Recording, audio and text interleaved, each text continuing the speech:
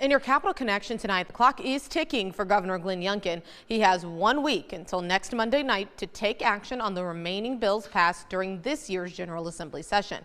Capitol Bureau reporter Tyler Englander details how that includes several consequential measures. With time running out, legislation to legalize skill games and establish a person's right to contraception remains on Governor Glenn Youngkin's desk, not to mention the all-important state budget.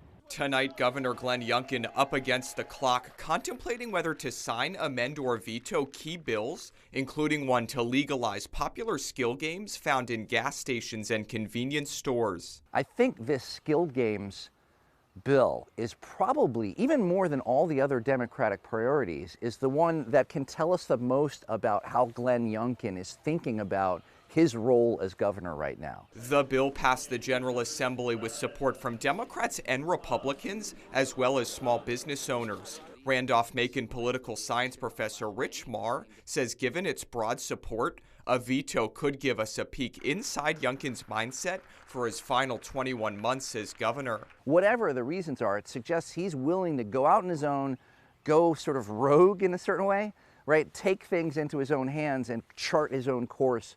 That I think would be a very risky move for him, but one I think that will suggest he's going to really just go his own way. And on the state budget, Meagher says he expects Youngkin to amend it to strip tax increases sought by Democrats, potentially setting up a battle that could last weeks or even months. However, Meagher says eventually there will be a compromise. I don't think either the Democratic legislature and its leaders or the governor wants to preside over a protracted budget battle that extends on into the summer, or, you know, what might be even worse, sort of missing the budget deadline. And now the General Assembly will reconvene on April 17th to consider Youngkin's amendments. If they approve his changes to a bill, it will then become law. However, if they reject his amendments, the bill will then be sent back to the governor for his final consideration.